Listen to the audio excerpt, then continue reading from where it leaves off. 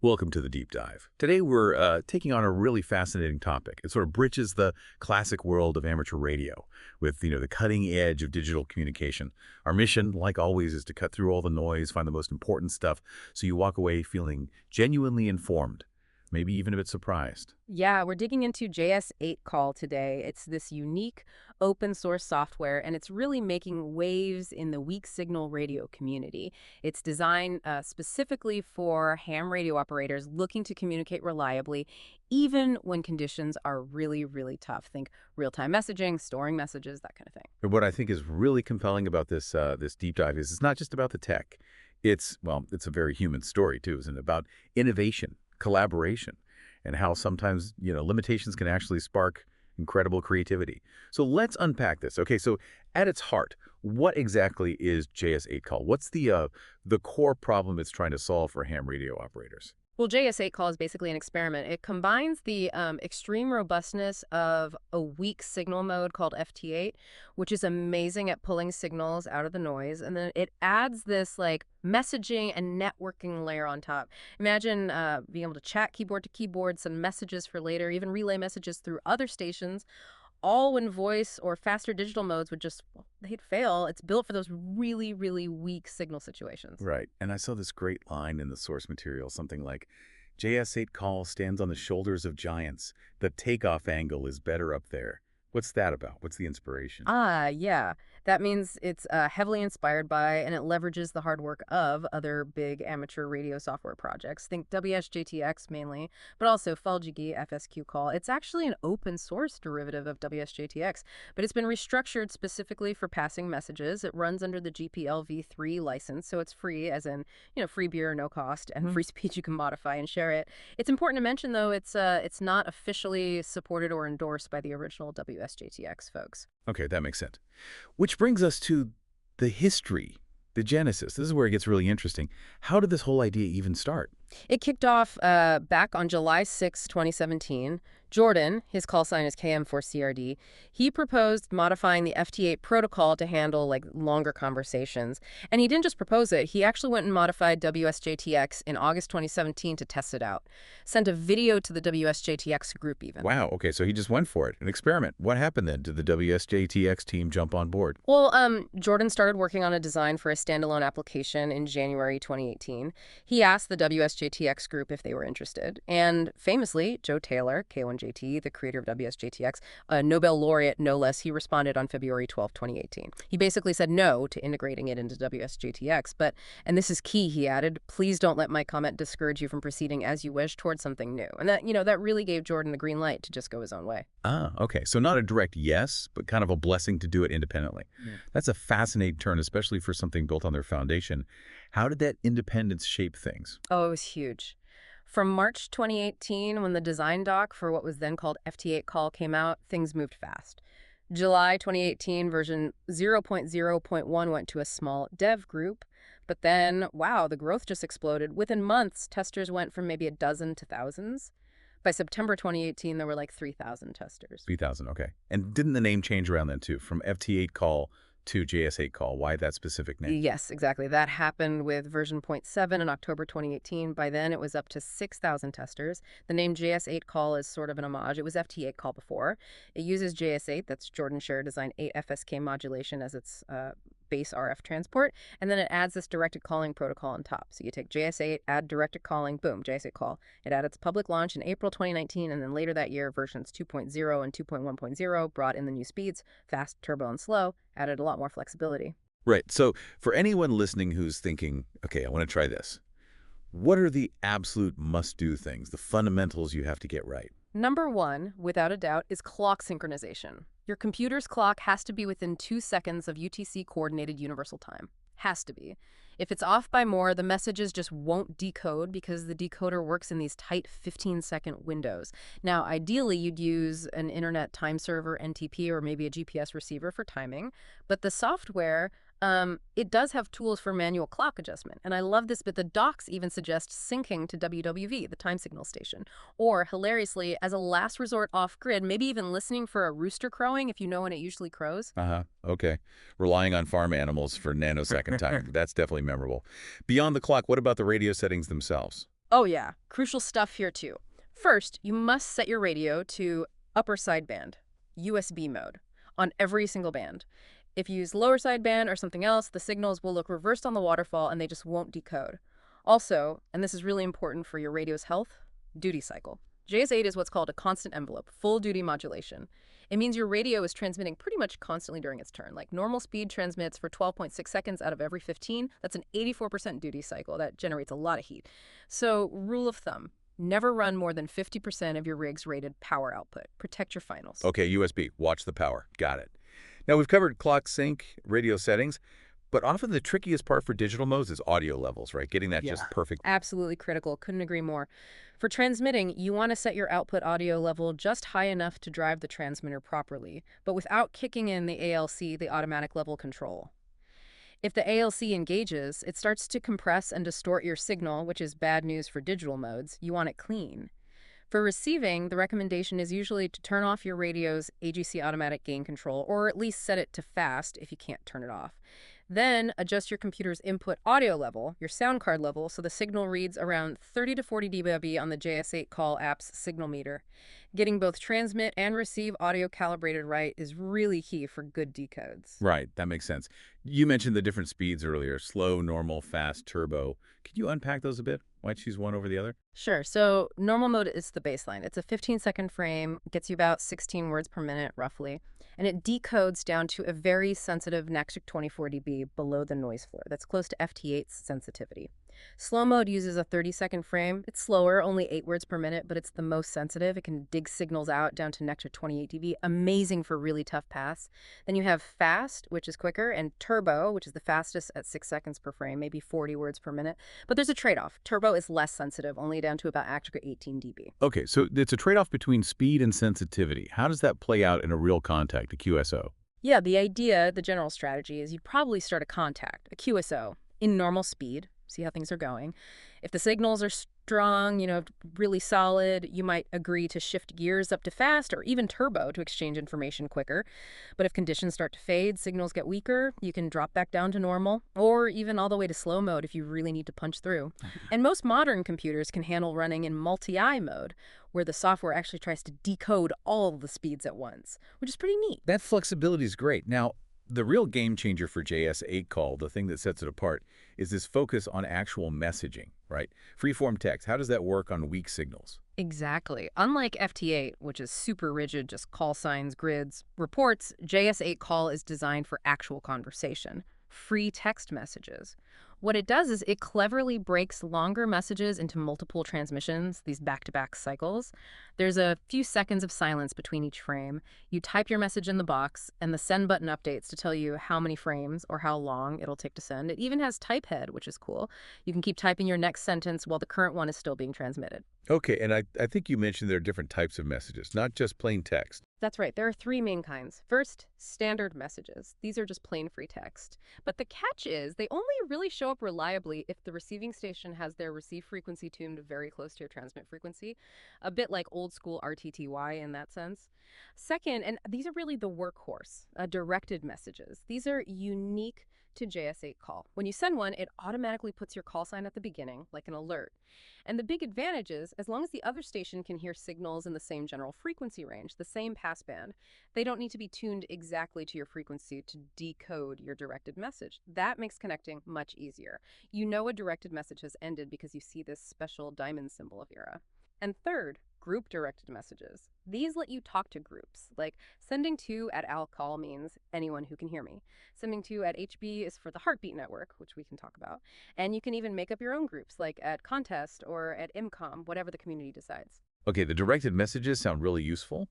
And then there are these directed commands. That sounds almost like programming your radio contact. What are some examples? Yeah, they're pretty powerful. If the station you're sending to has their auto mode turned on, they can automatically reply to these commands. So you could send SNR, and their station might automatically reply with your signal report. Or GRI to ask for their location grid square. HineFO gets their station details if they've set them up.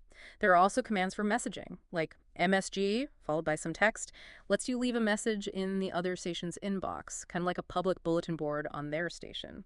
Or, even more specific, MSGTO, their call sign, followed by a message.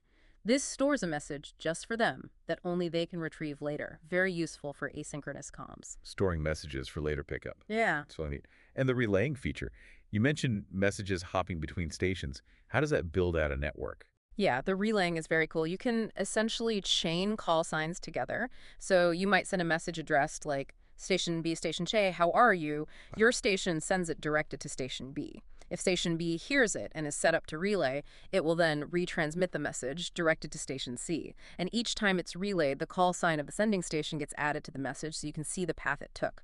It effectively builds this ad hoc, store and forward kind of network. It allows you to reach stations you can't hear directly. Plus, there are quick, short messages like QSL for I confirm, 73 for best regards, RR for Roger Roger. Those often fit into just one single transmit cycle for quick back and forths. Okay, this encoding system, it's fascinating. You said using abbreviations, like we often do in ham radio, can actually make messages longer to send. That seems totally backward. It does seem counterintuitive, doesn't it? But yeah, that's often the case. Piling on lots of abbreviations or ham speak can make your message less efficient and take more transmit cycles. The reason is this variable encoding system it uses. It's based on Huffman coding and something called dense code. Basically, the most common characters in English, like the spacebar, the letter E, T, A, they take the fewest bits to send. Less common characters like X, Q, Z, or even many punctuation marks used in abbreviations take more bits. The software is optimized to compress common, full words really well. So, typing out congratulations and well wishes friend might actually compress efficiently enough to fit in one transmit cycle in normal mode. But typing Ciengrats, ESW wishes FRND, even though it looks shorter on the screen, uses less common character combinations and might actually take 2 cycles to send. Wow. So the takeaway is just type normally, like use regular English words and trust the software to squish it down efficiently. Exactly. That's the surprising part. Js8call actually prefers full common words because its compression works best on them. You get around 15 words per minute throughput for typical sentences in normal speed. And the whole philosophy behind Js8call is that communicating slowly but reliably is way better than not communicating at all. It's built for when other modes just flat out fail. Makes sense. Okay, so beyond the actual chatting and messaging, what other features help build out this weak signal network and, make it more useful? Well, the auto reply feature is a big one. Stations can automatically answer those queries like SNR or agree RD if the operator enables it. Though importantly, you can have auto replies on, but still choose to disable the message relaying part if you don't want your station forwarding messages for others. There's also a built-in logbook. It tries to automatically fill in the details of your contact, the call sign, time, band mode, and saves it in the standard ADIF format, which most logging software can import. And it helps you see who else is actually out there on the band, right? In a real-time map. Yeah. Yes, exactly. There's a SpyOT feature. If you turn that on, your station will report the call signs it hears to a website called pskreporter.info. It also reports if someone else hears your station. It specifically tags these spots as Js8call mode. So you can go to PSK Reporter and get this great visual map showing who's active, who's hearing whom, and get a really good sense of propagation conditions for Js8call right now. Okay, tell us about the heartbeat function. You mentioned it at HB. That sounds like a clever way to figure out who's potentially reachable. The heartbeat, or HB, yeah. It's basically an automated periodic transmission. Your station sends out your grid square directed to the AHB group. The main idea isn't really raw propagation reporting like PSK reporter spots, though it helps with that too.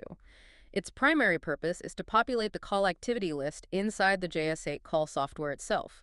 It helps you see who else is currently on the air, running Js8call, and part of this heartbeat network. Knowing who's active helps you plan potential message relays or know who you might be able to store a message for. It's designed to be pretty smart about not causing interference, often picking random quiet spots in the passband to transmit its heartbeat. Right, and automated stuff in ham radio. Hmm. The legal side always comes up.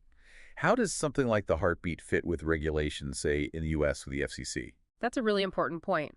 For U.S. operators, it falls under FCC Part 97 rules, particularly around control operator responsibilities and automated operation. The software developers have made a best effort to comply. There are features like an idle timer. If you don't interact with the software for a while, it can automatically stop transmitting, assuming the control operator isn't present. And crucially, the message relays in JS8call are not legally considered repeaters in the way the FCC defines them. Repeaters usually retransmit simultaneously. JS8call acts as a message forwarding system.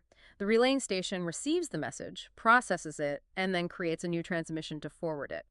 This store and forward approach is explicitly permitted, but ultimately, you are the control operator. You're always responsible for making sure your station operates legally according to the rules in your specific country or jurisdiction.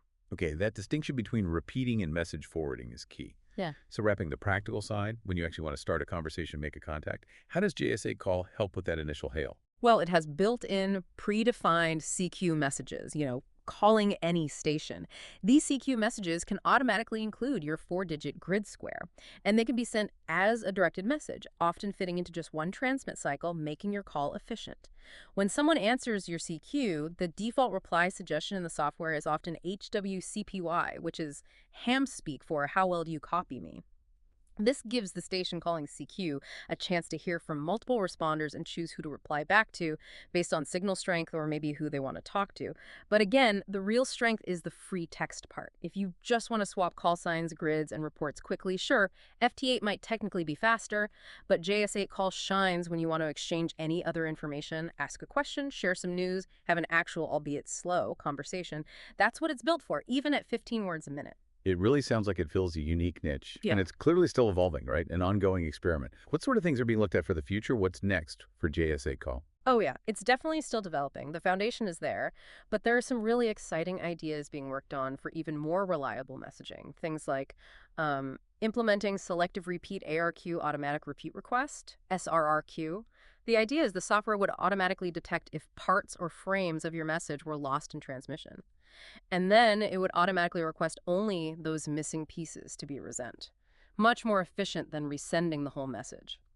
They're also looking seriously at more advanced store and forward routing algorithms, trying to get messages closer to their final destination, even if it takes multiple hops over time. And even concepts from disruption-tolerant networking or delay-tolerant networking, using things like epidemic replication, where messages sort of spread through the network whenever paths become available to eventually reach their destination, even over very unreliable or slow links. Wow, so really pushing the envelope on making communication possible, even when the network is fragmented or connections are intermittent, like building a super resilient, self-healing data network over radio waves. Exactly, that's the goal. They're also thinking about automatic relay path selection based on mapping the network topology, using things like public key cryptography for better call sign verification, making sure the station you think you're talking to is really them, and even ideas for synchronizing stations without needing that super accurate external clock source. Imagine that. It's all focused on maximizing the chances of communication succeeding in really tough, unpredictable conditions. What an incredible journey we've taken here from a single idea, one that was even initially sort of discouraged by the establishment, to this robust open source tool that's letting hands connect across huge distances with signals you can barely even hear. We've really seen how innovation, especially when driven by a passionate community, can find its own paths and, well, just flourish. Absolutely, and we've dug into some really clever engineering, like that variable encoding that makes typing normally actually more efficient. That's wild. And how features like the heartbeats and the message relays work together to build this organic, living network for communication, all while navigating the necessary regulatory frameworks. It's quite an achievement. So for you, our listener, maybe this deep dive into JS8 call story gets you thinking. It shows that even when things are really constrained, like super weak signals, limited bandwidth, human ingenuity, just finds a way to connect. What does JS8 call's journey, its persistence, tell you about innovation, about how open source communities can tackle limitations and maybe redefine what we even think is possible? That's definitely something worth pondering long after this deep dive ends.